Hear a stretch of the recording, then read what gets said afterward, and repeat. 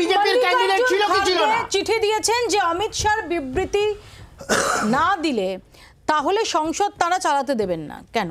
এটা তো খুব স্বাভাবিক নাকি? আমি একটু আগে হেনরি কিসিঙ্গারের একটা উদাহরণ দিলাম যে 9/11 যখন ঘটেছিল সবার আগে তিনি পদত্যাগ করেছিলেন। 26/11 পর সুশীল কুমার সিন্ডে তদানীন্তন স্বরাষ্ট্রমন্ত্রী আগে তদন্তটা হয়ে যাওয়ার সঙ্গে সঙ্গে উনি কিন্তু চাকরিতে গেছিলেন। আমি সেগুলো বাদ দিলাম, ওরা দুখান কাটা, আমি ওই দিকে যাচ্ছি না। আমার জাস্ট কতগুলো স্পেসিফিক প্রশ্ন আছে। শুভেন্দু অধিকারী এবং ও যে একটুখানি সিমির প্রতিষ্ঠাতা কথা, উনি যখন রাজ্যসভায় গেছিলেন তার ভেতর একটা ভোট কিন্তু শুভেন্দু অধিকারীর ছিল।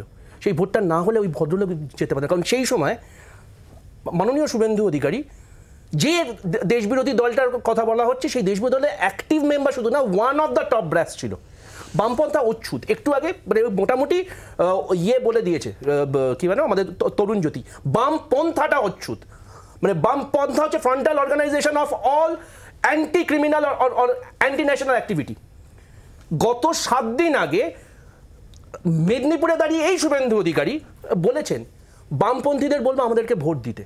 তার মানে তুমি একটা অচ্ছুত এবং দেশ বিরোধী একটা শক্তির কাছে ভোট চাইছো। আলট্রা লেফটের কথা হচ্ছে তো, এটা আলট্রা লেফট। আমি ওর কথা বলছি না, ও কি বলছে বামপন্থার কথা বলা আছে। 26/11 নিয়ে কথা বলা নাই খুনি। 26/11 নিয়ে এই রিসেন্ট 26/11 পরবর্তীকালে রিসেন্ট এটা উইং কমান্ডার ওই তখনকার বই লিখেছেন। সেই বইয়ে 26/11 the what Manmohan Singh did, what Congress did, এটা পরিষ্কার লেখা আছে। The air force was not given green signal two দেওয়া হয়নি। 26/11 তে আর্মিকে আটকানো হয়েছিল। কেন হয়েছিল? 26/11 আর্মিকে কেন আটকানো হয়েছিল? 26/11 কেন আটকানো হয়েছিল? 26/11 আরএসএস কি সাজিশ কার বলছিল? প্রতাপ সিনহাকে একটা এথিক্স কমিটি গঠন হবে কি হবে না? 26/11 আরএসএস কি সাজিশ বলতে এথিক্স কমিটি সেইগুলো তো বিরুদ্ধে এথিক্স কমিটি কি গঠন হবে কি হবে না? এটা করুক ওরা। এথিক্স কমিটি আমরা গঠন করব। ওরা অ্যাপ্লাই করুক। ওরা অ্যাপ্লাই করুক। আরে ওরা কমপ্লেইনটা করুক না। আরে বাবা কমপ্লেইনটা করুক না, কেন করছে না? আরে তো সরকারের প্রতিনিধি নয়, আর এখনো পালিয়েছে। চলুক, কেন যাচ্ছে না? এথিক্স আরে ওরা গেছে কমপ্লেইন করা হয়েছে, ডেফিনেটলি আমার জাস্ট লাস্ট একটা লাইন আছে, জাস্ট একটা লাইন অ্যাড করব। সেটা হচ্ছে যে আচ্ছা দিগ্বিজয় ভগৎ সিংকে আমরা মোটামুটি সবাই সম্মান করি, এই ব্যাপারে নিশ্চয়ই কারোর কোনো আপত্তি নেই। সম্মান করিস?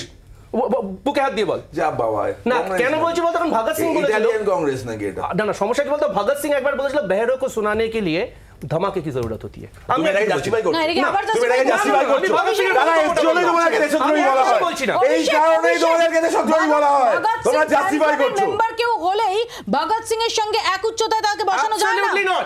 Having said that, এই জন্যই তোমাদেরকে দেশদ্রোহী বলা হয়। তোমরা জাস্টিফাই করছো এটা। কংগ্রেস দেশের হিতে কিছু কাজ করে না।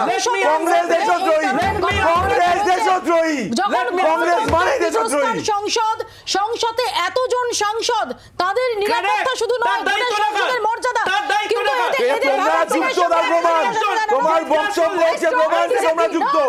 তোমার বক্তব্য প্রমাণ করছে তোমরা যুক্ত। তোমার বক্তব্য প্রমাণ করে যুক্ত। কংগ্রেস দেশদ্রোহী। তোমরা প্রমাণ করবে। ভগৎ সিং এর সঙ্গে এদের প্রসঙ্গ টেনে কোনোভাবে ভগৎ সিং এর নাম তোমার বক্তব্য প্রমাণ তোমরা যুক্ত। না ভগৎ সিং এর সঙ্গে তুলনা করা যায় না। জাস্ট তুলনা করা যায় না।